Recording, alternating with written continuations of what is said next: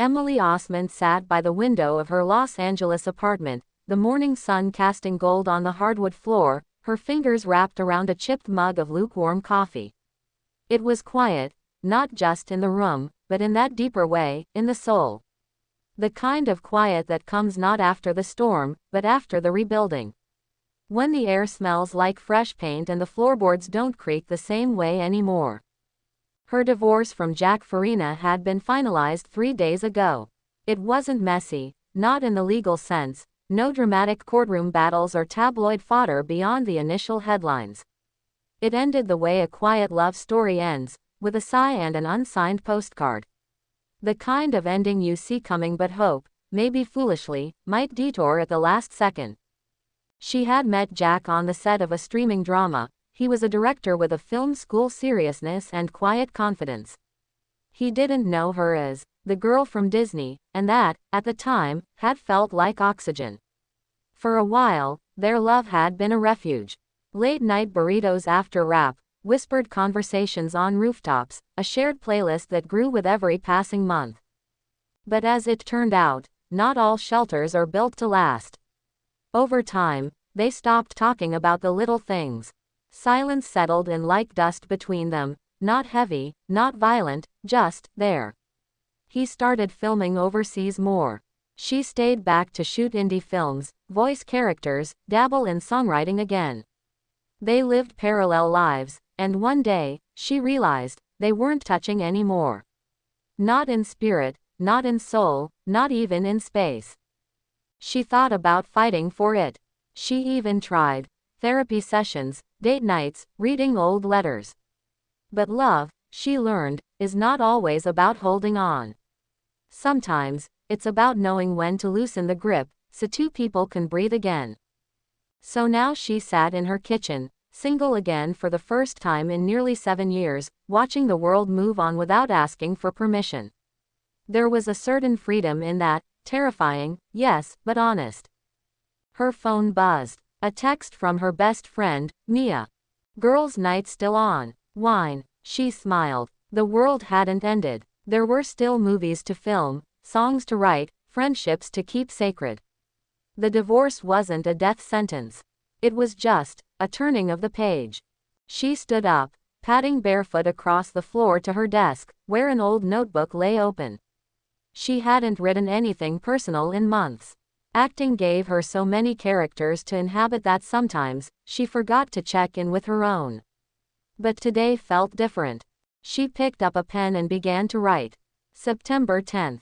So I'm single again. Not the kind of single where you're swiping on apps at 2 a.m. or texting your ex just to feel something. Not yet, anyway. This is the kind of single where your world feels quiet and strange and full of questions. What does Emily like to do on Sundays, without Jack? Does she still like that wine he always bought, or was that just habit? Does she want to adopt a dog? Cut her hair short, take that screenwriting class she kept putting off? I'm 33. I'm not broken. I'm not bitter. I'm just beginning again. There were no tears, not today. Just the slow thawing of something frozen. She grabbed her keys and sunglasses, deciding to take a walk to the farmer's market down the street. For the first time in months, she didn't feel like she had to ask anyone if they wanted to come. She just went. Outside, the city buzzed with the energy of a September morning. Street musicians played acoustic covers of 2000s hits. A little girl in a tutu danced to Complicated, by Avril Lavigne, and Emily laughed quietly at the irony. A stranger recognized her and waved. Emily smiled and waved back, no longer flinching at being seen. That was another thing marriage had complicated, how much of herself she had hidden to keep something private, safe, sacred. She didn't regret it, but now, she felt ready to be visible again.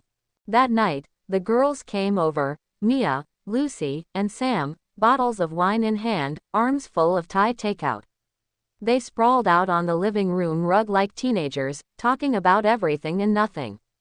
When they toasted, Mia raised her glass to fresh starts, fearless choices, and friendships that outlive every man. Emily laughed, and this time it didn't sound hollow. I think I want to go to Iceland, she said, out of nowhere. They all turned to look at her. I mean it, she said, shrugging. I've always wanted to see the northern lights. Jack never wanted to go, hated the cold. Girl, Lucy said, book the flight. Wear 3 coats. Fall in love with a Viking. They all laughed again, but Emily just smiled softly.